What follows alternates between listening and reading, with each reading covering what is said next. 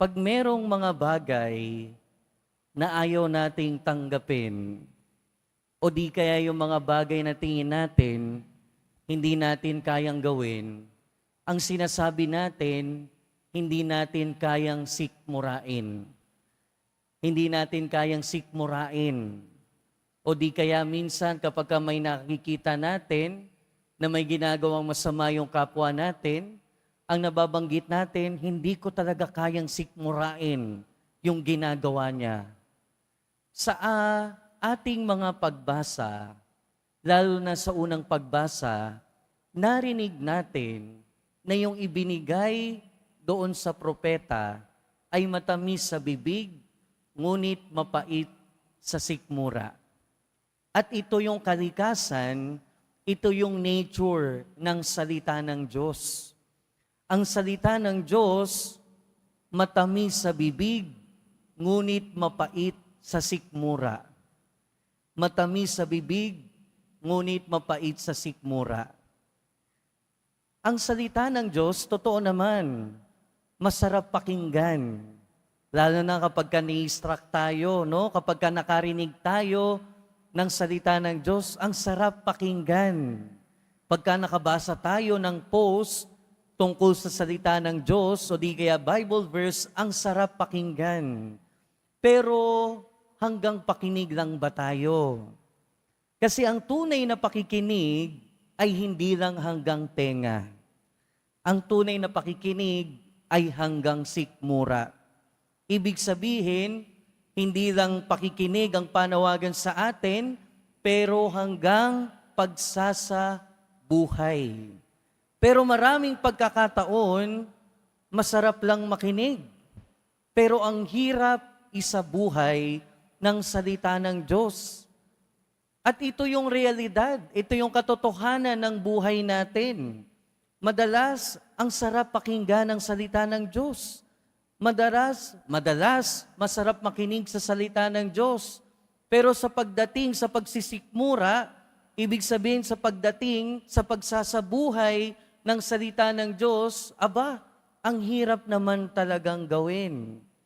Minsan, nagiging totoo talaga sa ating buhay na nagiging mapait sa sikmura ang salita ng Diyos.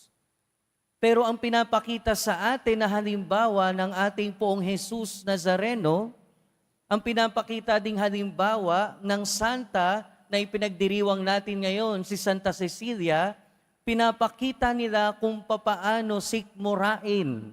Pinapakita nila kung papaano isabuhay ang salita ng Diyos. Sa buhay ni Santa Cecilia, paano niya sinikmura, paano niya sinabuhay ang salita ng Diyos? Namatay siya dahil sa pananampalataya. Naging martir siya dahil sa salita ng Diyos. At sa ating ebanghelyo, narinig natin kung papaano yung isa sa mga halimbawa ng pagsasabuhay ng salita ng Diyos. Ang ginawa ng ating Panginoon ay pinagtabuyan ang mga nangangalakal sa templo. Dahil nga, bakit nga ba pinagtabuyan niya yung mga tao dun sa templo? Hindi naman dahil talaga, of course, napakaingay ng mga hayop ng mga tao doon sa templo na bahay dalanginan, kaya nagalit ang ating Panginoon. Pero higit pa doon, dahil may nangyayari na corruption. Ibig sabihin, sobrang taas ng mga binibili na mabaka doon, sobrang taas ng presyo ng mga pamamalit ng pera na kailangan naman talaga ng mga tao. In other words, merong injustice, merong pang-aapi, merong injustisya na nangyayari doon sa templo. At doon nagagalit ang ating Panginoon. Minsan kasi, ang nagiging problema natin, na naging problema din ng mga nangangalakal doon sa templo, mas nagiging mahalaga yung tubo dito sa mundo kesa tubo natin sa kabilang buhay. Kapag tayo na-focus talaga sa mga bagay dito sa mundo, pag tayo talaga na-focus sa mga kikitain natin, sa mga tubo natin, malaki yung tsansa, malaki yung pagkakataon na makalimutan natin kung ano talaga ang mas mahalaga sa buhay na ito. Doon sa mga pagbasa natin, lalo na sa Ebanghelyo, malamang na-focus na yung mga tao doon sa kikitain nila. Instead doon sa kanilang pananampalataya at sakripisyo nila sa templo. Sa buhay natin sa kasalukuyan, ganun din naman. Maraming pagkakataon, mas napofocus tayo doon sa kikitain natin, sa tutubuin natin sa buhay na ito. Kaya nga marami sa atin, di ba, nalalaglag sa kasalanan ng korupsyon, nalalaglag sa kasalanan ng pagnanakaw, nalalaglag sa kung ano-anong kasalanan. Dahil pag na-focus talaga tayo sa tutubuin natin sa buhay na ito, instead sa tutubuin natin sa kabilang buhay, doon talaga nagkakaroon ng problema. At doon nagiging patunay na minsan ang salita ng Diyos masarap lang talagang pakinggan, pero mahirap sikmurain.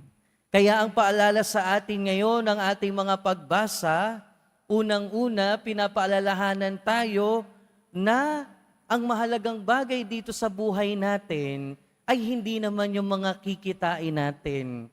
Hindi naman talaga yung mga bagay na itutubo natin dito na minsan nagiging mas mahalaga pa kaysa sa ating buhay espiritual. Pinapaalalahanan tayo ng pinakamahalaga pa rin ay ang buhay natin sa kabilang buhay. Na minsan mas okay lang na malugi tayo dito sa buhay na ito basta meron tayong tubo sa kabilang buhay. Kaya sa pagpapatuloy ng ating buhay, mga kapatid, pinapaalalahanan tayo ng ating mga pagbasa, pinapaalalahanan tayo ng ating Poong Jesus Nazareno at ni Santa Cecilia. Hindi lang sana sa pakikinig, hindi lang sana hanggang tenga ang ating pakikinig, kundi hanggang sikmura. Ibig sabihin, kung nasisiyahan tayo, kung natututo tayo sa mga salita ng Diyos na naririnig natin, nawa, higit sa ano paman, ito ay maisabuhay natin. Katulad ng ginawa ni Santa Cecilia, katulad ng ginawa ng ating Poong Jesus Nazareno.